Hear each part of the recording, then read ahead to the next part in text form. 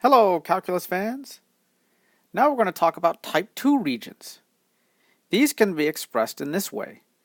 So your region is the set of all points x and y, where the y values are between c and d, and then the x values lie between two continuous functions of y.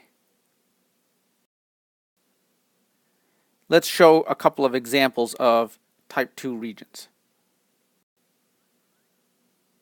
You see the region D lies between C and D in the y direction, and then the x values lie between two continuous functions of y.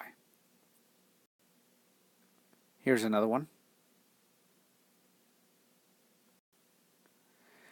We'll use the same kind of techniques as before, and we'll get this method of evaluating double integrals over type 2 regions.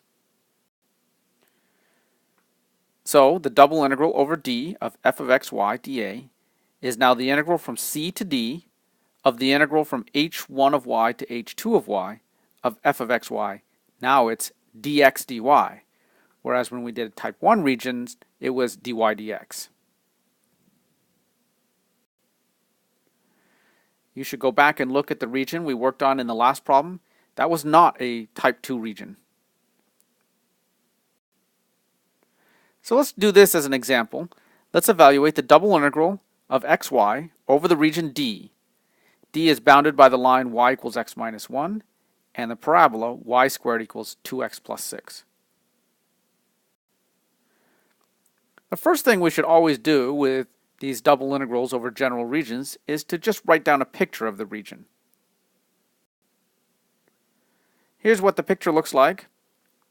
Notice that we've rewritten these equations of the bounding curves as x equals.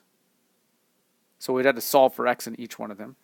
We also compute the intersection points by setting those equal to each other. You should go through the calculations that when you set these two expressions, y squared over 2 minus 3 and y plus 1 equal to each other, if you solve for y, you'll get negative 2 and you'll get 4. Now you can see there's an upper bounding curve and a lower bounding curve. But it's only an upper bounding curve if you think of up as the x direction. Now it's actually both a type 1 and type 2 region, but describing it as a type 1 region is way more complicated. And that's because the lower bounding curve will change. Here's a description of D as a type 2 region.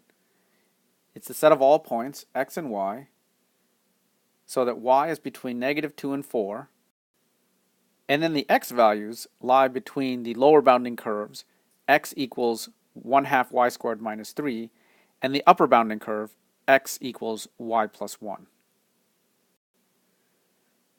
Now we're in a position to evaluate the integral.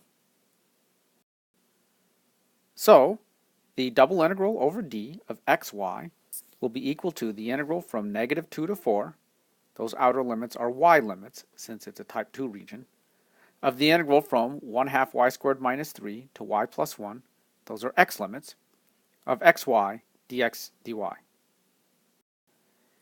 The inside integral is the one we'll do first. We're anti-differentiating with respect to x, and then we're going to plug in place of x, we'll plug in the upper limit of y plus 1 and the lower limit of 1/2 y squared minus 3. If we do that, then we get this expression here. Notice that I've factored out a y from the whole thing. This y here is this y that got factored out. I've also factored out a 1/2. You see that here. Okay, lots of algebra. We get to this, and now this is a pretty straightforward problem. Work all this out, and we end up with 36. Now it's possible to have expressed D as a type 1 region. In that case, we get this picture. Now the picture of the region is not any different. What's different now is that the upper and lower bounding curves are different. We have to express them as y equals some function of x.